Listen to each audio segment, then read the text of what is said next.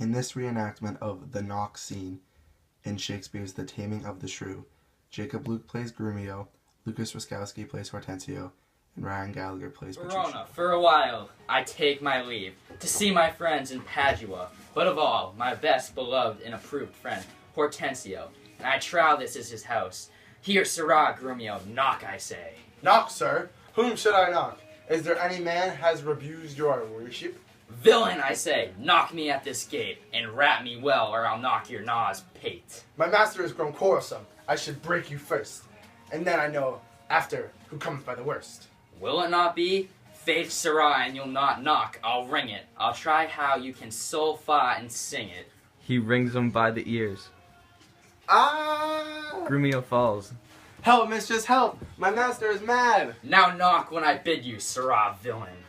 How now? What's the matter, my old friend Grumio and my good friend Petruchio? How do you all at Verona? Signor Hortensio, come you to pass the fray. Con tutto il cora ben trovato, may I say? Alla nostra casa, benvenuto, molto onorato, signor mio Petruchio. Rise, Grumio, rise, we will compound this quarrel. Grumio rises. Nay, 'tis no matter, sir, what his legis in Latin. If this be not a lawful cause for me to leave his service, look you, sir, he bid knock me him, be me knock him, and rap me soundly, sir. Well, was it fit for a servant to use his master so, being perhaps, for aught, see 2 and 30 a pip out? Whom would to God I had well not at first, then had not Grumio come by the worst. A senseless villain, good Hortensio. I bade the rascal knock upon your gate and could not get him from my heart to do it. Knock at the gate? Oh, heaven's sake! You not these words plan. Sirrah, knock me here, rap me here, knock me well, and knock me soundly. And come you now with knocking at the gate? Sirrah, be gone, or talk not, I adulse you. Petruchio, patience, I am Grumio's pledge. Why, this a heavy chance twixt him and you, your ancient, trusty, pleasant servant Grumio, and tell me, you sweet friend, what a happy gale blows you to Padua, here from old Verona?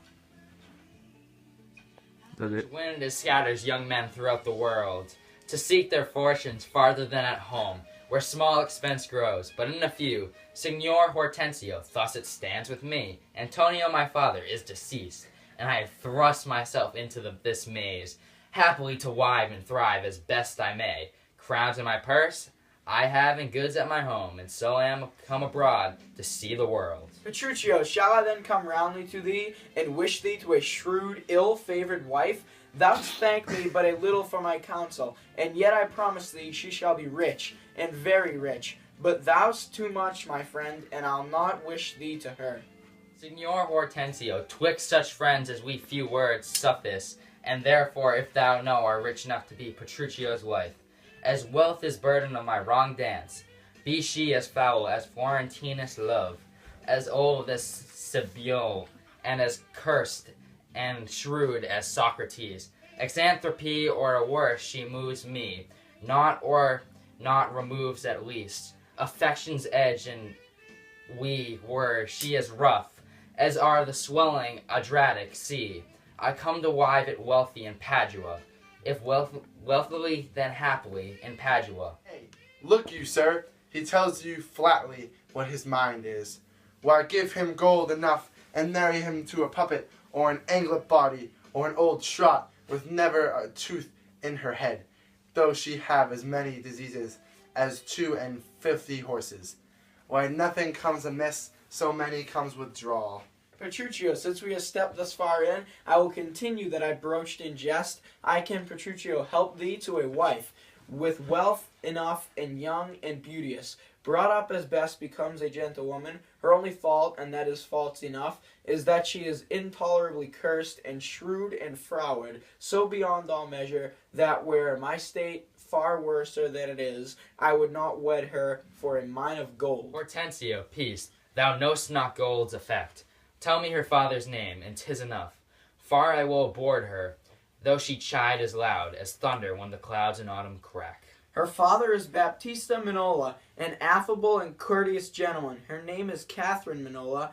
renowned in Padua for her scolding tongue. I know her father, though I not know her, and he knew my deceased father well. I will not sleep, Hortensio, till I see her, and therefore let me be thus bold with you, to give you over at this first encounter, unless you will accompany me thither.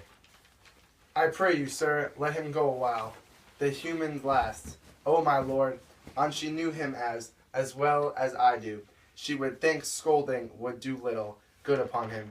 She may perhaps call him half a score knaves or so. Why, that's nothing.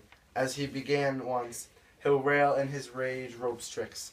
I'll tell you what, sir, an she stand him but a little, he will throw a figure in her face, and so disfigure her with it, that she shall have no more eyes to see withal that a cat. You know him not, sir. In this passage, exerted from Shakespeare's play The Taming of the Shrew, if one tries to use sophisticated language and fails, one's social status significantly drops. This scene took place at Hortensio's house. Petruchio is talking to Grumio. In the scene, the audience meets the characters of Petruchio, Grumio, and Hortensio, and they all congregate at Hortensio's house. In our scene, Petruchio asks Grumio to knock on the door, but Grumio thinks Petruchio means for him to hit his master. Of course, Grumio doesn't want to do this because he believes he will be punished. Petruchio then tells him that if he doesn't knock, he will ring it, which is a pun. Petruchio then wrung Grumio by the ear. This all creates some confusion for the two men later in the story. In the start of scene 2, Petruchio says, "Goodbye, Verona. I am going to visit my friend in Padua, including my best friend Hortensio." Then he says to Grumio, "I believe he lives here." Not Grumio. He means for Grumio to knock on the door. Grumio then says, "Knock, sir. Whom should I knock? Has anyone offended your worship?" Thinking that he means to hit by saying knock. Petruchio then calls Grumio a moron and says to make a fist and pound. Grumio says that he does not think he should pound you to Petruchio. Petruchio then again calls Grumio a moron and says they are at a gate and he shall hit it unless he wants Petruchio to hit him. Grumio is now confused and says his master is difficult and that he will hurt him if he knocks him, meaning hit him. Petruchio then says, "What are you waiting for?" and says he shall knock. So Grumio grabs him by the ear. Grumio then claims his master has gone mad. Petruchio then states that hopefully Grumio will knock when he says next time and calls him a punk kid. Hortensio enters and asks what's wrong and says, "It's my good friend Petruchio and Grumio. How's all in Verona?" Petruchio then asks Hortensio if Hortensio is here to stop the fight. Hortensio then tells Grumio to stand and settle the fight. Grumio then says this is a reason to leave Petruchio's service. He tells me to knock and hit him, and I don't think that's how a servant behaves. And then he wishes he had hit him. Petruchio then calls Hortensio worthless and says he couldn't follow the command of knocking at a gate. Grumio then states that Petruchio mustn't knock the hit and that he's now changing the story. Petruchio then says to Grumio, "Shut up or leave." Hortensio then stops the fight and changes the subject and says they go way back and asks about Verona. Petruchio then mentions that his father, Antonio, has died and that he is here to see if he can marry one and he has money. Hortensio mentions where Petruchio can find a shrew of a wife who's rich. Petruchio then says that all he wants is money, so if this girl is rich, he's in for marriage. He doesn't care if she's ugly. He has come to Padua for a rich wife.